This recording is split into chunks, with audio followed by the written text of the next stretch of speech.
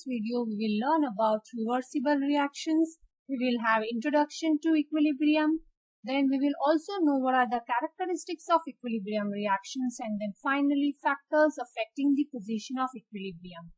So let's first understand what are reversible reactions. Now we must have come across many reactions like carbon reacts with oxygen to form carbon dioxide. In the same way, we may have come across many other reactions like hydrogen reacting with chlorine to form hydrogen chloride. Now, these reactions, when occurs and forms a product, the product does not change back to reactants. Same in the case of the second reaction also, when hydrogen and chlorine, which are reactants, react to form the product does not turn back to form the reactant. So these are not reversible reactions. But then there are many reactions which goes in forward direction and goes in backward direction also. That is, the reactants may react to form some product and products again may change back to reactants. Now let's understand reversible reactions with the help of an example. Say copper sulfate. It's an anhydrous salt, and that reacts with water.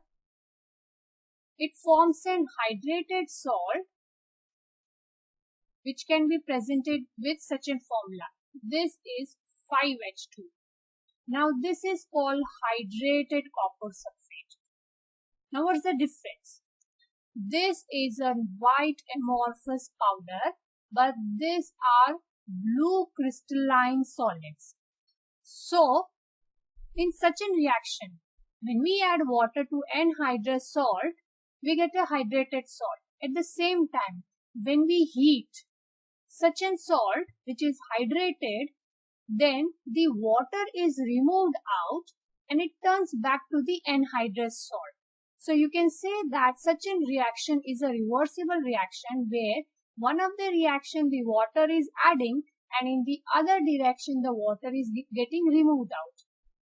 Such reversible reactions are denoted by such a symbol where the arrow is shown in both the directions and there are reactants. Say suppose A and B are the reactants. They react to form the product C and D. This product may turn back to reactant in such a reaction. Let's understand this with the help of one more example. Say nitrogen and hydrogen reacts to form ammonia. If we balance it, we get such a reaction. Now this is forward reaction where nitrogen and hydrogen are reacting to form the product ammonia. But ammonia can also turn back to form the nitrogen and hydrogen which were reactants earlier. So such reactions are the examples of reversible reactions, which is denoted by such a symbol. Now let's understand what are equilibrium reactions. Dynamic equilibrium is where the reactants are continuously changing to products and the products are continuously changing to reactants, as we have already seen in our earlier example of formation of ammonia.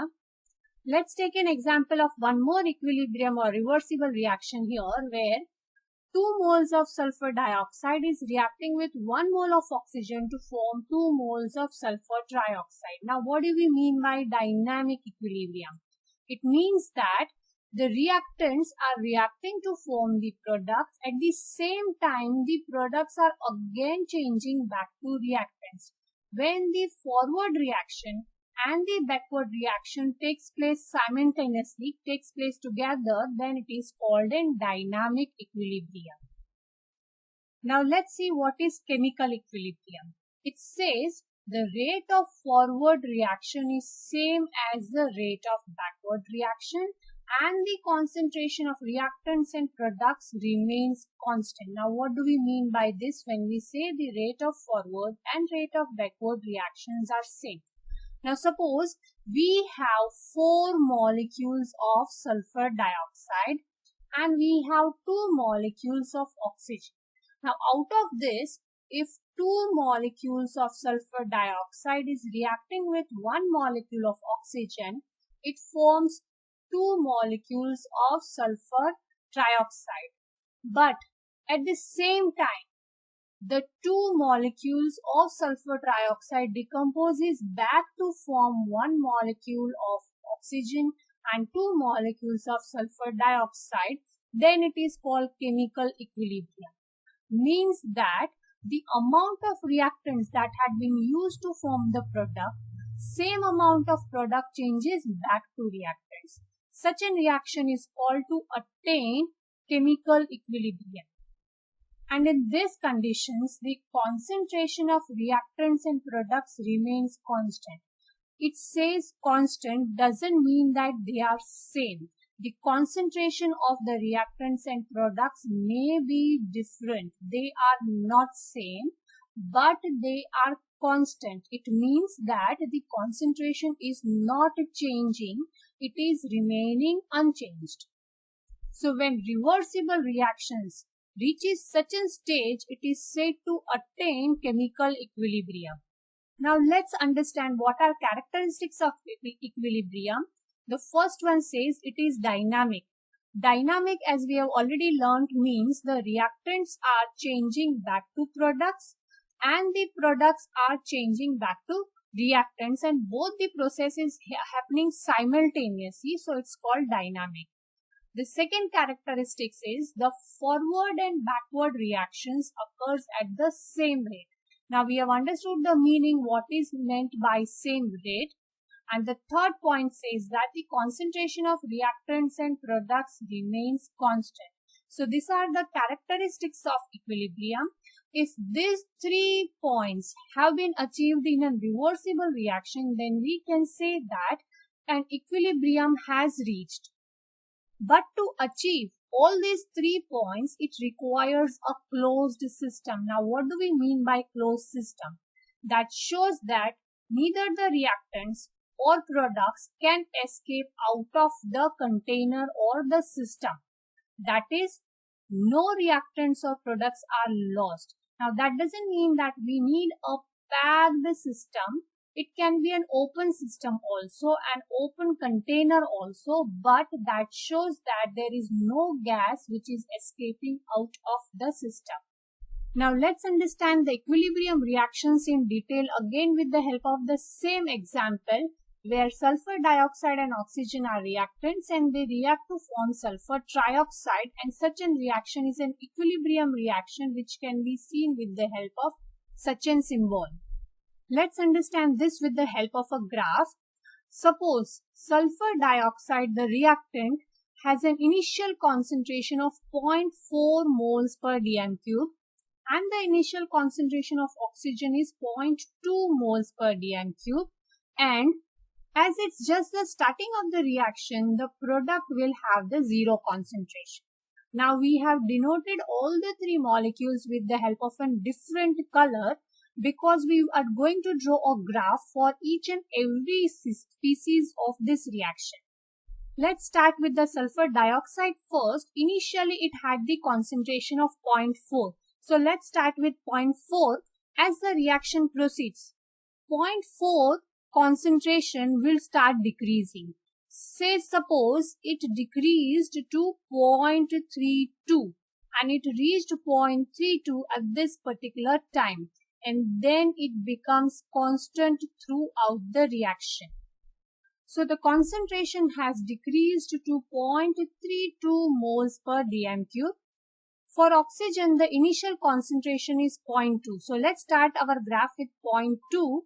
It gradually decreases. So if it decreases, it reaches and becomes constant at this particular time, and then the concentration does not change. Say suppose this is 1.16. So our final concentration is 0.16 moles per dm cube. As we can see from the reaction that 0.2 moles of sulfur dioxide reacts to form 2 moles of sulfur trioxide, that is the ratio is same.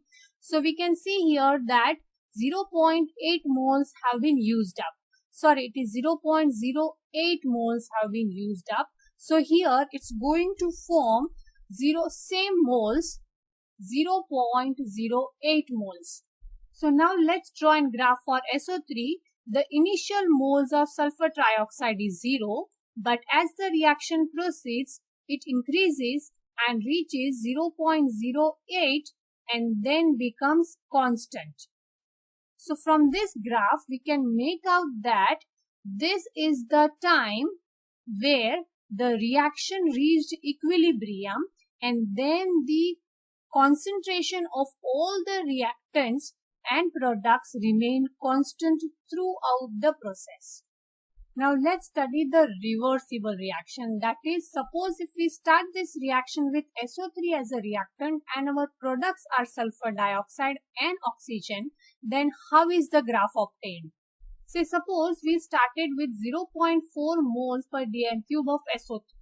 Then our graph will start from 0.4, and as the equilibrium goes ahead, the concentration of sulfur trioxide keeps on decreasing throughout the process, and at equilibrium it reaches a concentration and remains constant throughout. Then let me correct the graph. It will reach equilibrium little earlier than I had drawn, so it's going to be like this.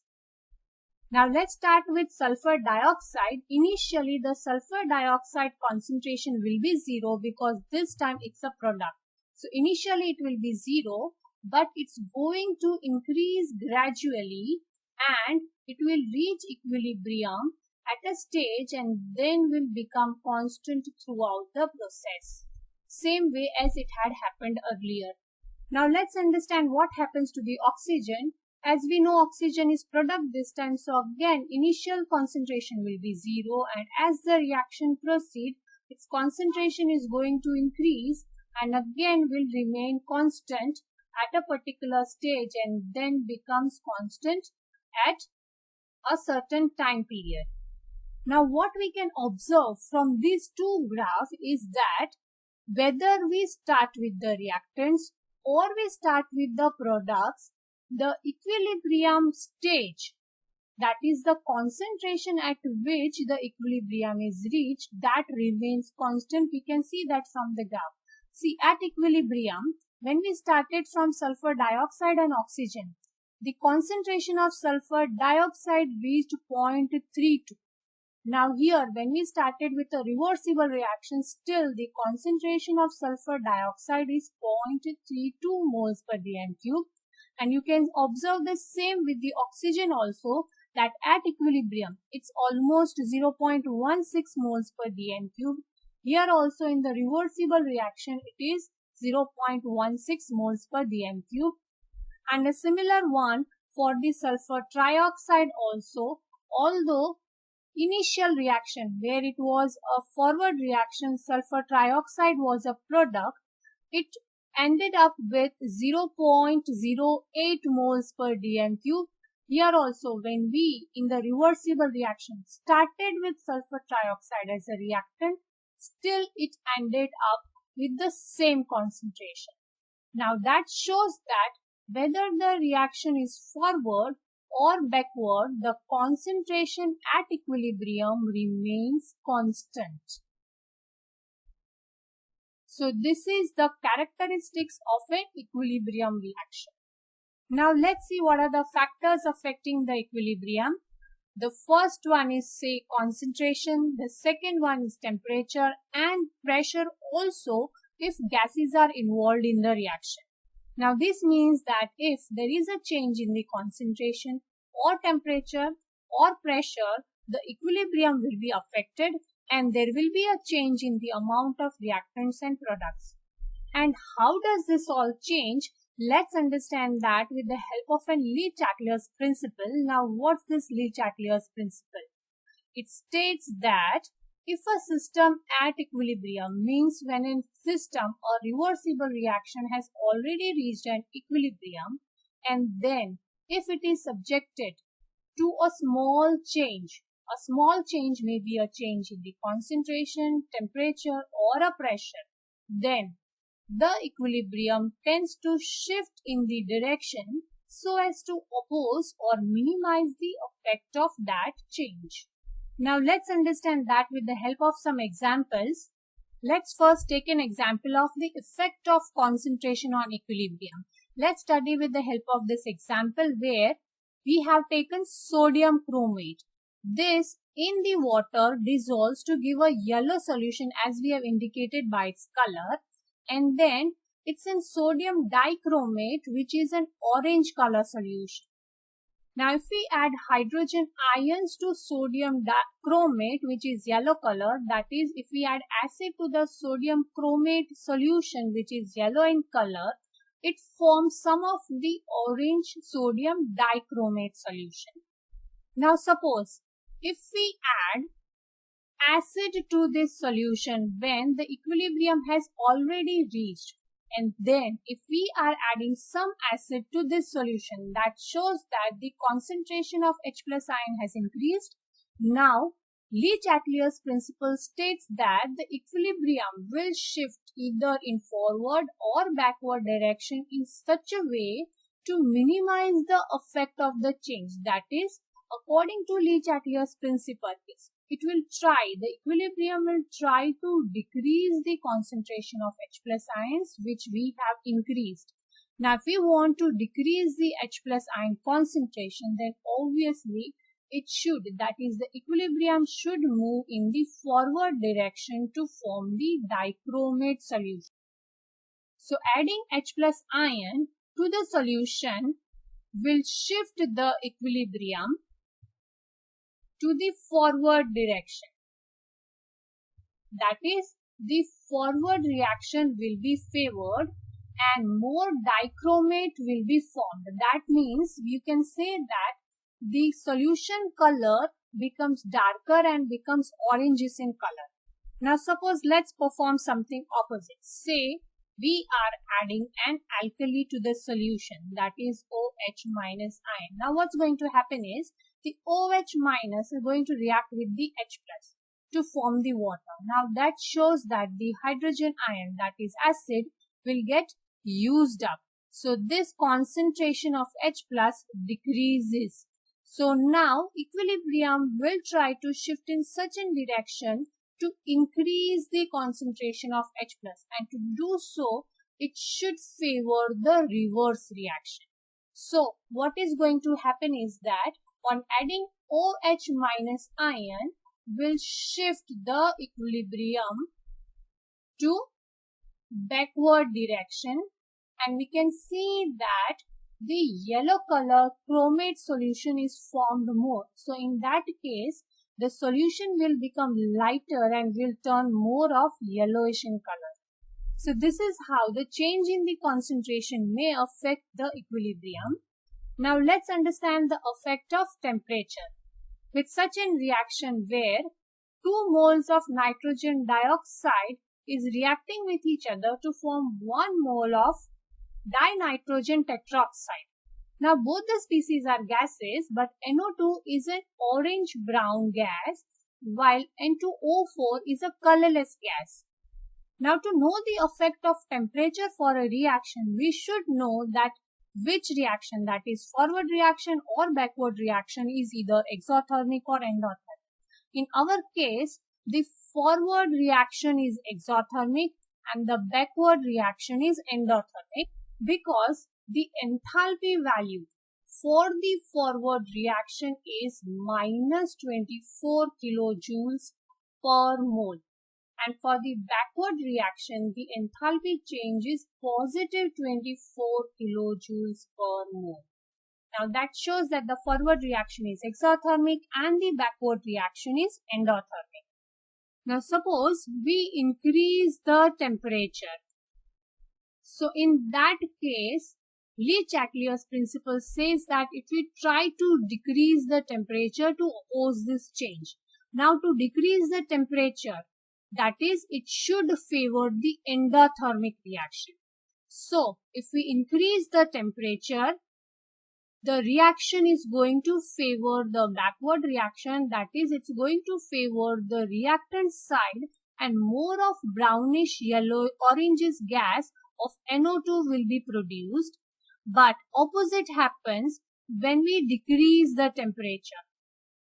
So decreasing the temperature, Le Chatelier's principle says that it will try to oppose the change by increasing the temperature. Now, to increase the temperature, the exothermic side of the reaction has to be favored, and so in that case, the equilibrium shifts to the forward reaction. So, if you increase the temperature, the equilibrium shifts to the backward reaction. Now, opposite happens when the reactions are the other way. Like if we start with N2O4 and we change the temperature, it's going to have the opposite effect. Now, let's understand the effect of pressure. Now, we should know that when we are studying the effect of pressure, the reaction should have the gases involved in it. Now, here we can see that all the three species, that is reactants and products, are all gases. Now, we can see that 1 mole of nitrogen gas reacts with the 3 moles of hydrogen gas to produce 2 moles of ammonia. Now, here we can see varying number of molecules on both sides. Total of we have 4 molecules on the reactant side and 2 molecules on the product side. Now, before that, we need to understand that what is pressure. It's a force created or produced by the collision of these particles with its container. When these particles collides with the walls of the containers, it creates pressure. So we can understand that if more the number of molecules, more is the pressure, and if less the number of molecules, lesser is the pressure. So now in such a system, if the pressure is increased, then it's going to oppose this change. So it is going to try to decrease the pressure, and to decrease the pressure, it should have less number of molecules. So to have less number of molecules, it should favor the product side in our case, where we have taken an example of formation of ammonia from nitrogen and hydrogen. Because we can see that on products there are less number of molecules. And opposite happens when the pressure is decreased. So when the pressure is decreased, according to Le Chatelier's principle, it says that it will try equilibrium shift to increase the pressure. To increase the pressure, it should have more number of molecules, that is the reactant side, and so it's going to favor the side with the higher number of molecules. So what we can write is that with the increase in the pressure, equilibrium shifts to the side with less molecules. But if pressure is decreased, the equilibrium shifts to the side with more number of molecules. So here we can make out that the equilibrium will shift in the product side or the reactant side. What we have to note down is how many number of total molecules are there on each side, and that decides whether the reaction will be favored in the forward direction or the backward direction. We have one more factor, that is catalyst, which generally affects the reaction, but in our case, that is equilibrium reaction, we don't consider this factor because catalysts are the substances that speeds up the reaction. Now with an equilibrium reaction, the catalyst is going to speed up the forward reaction also, and equally it is going to speed up the backward reaction also. So change in the catalyst or the presence or absence of catalyst is not going to affect the equilibrium. It just changes the speed, that is, it just affects the rate of the reaction. So in this video, we have learnt about what is reversible reaction, what is an equilibrium reaction, what is dynamic equilibrium and chemical equilibrium, and we also studied the factors affecting the equilibrium with the help of various examples.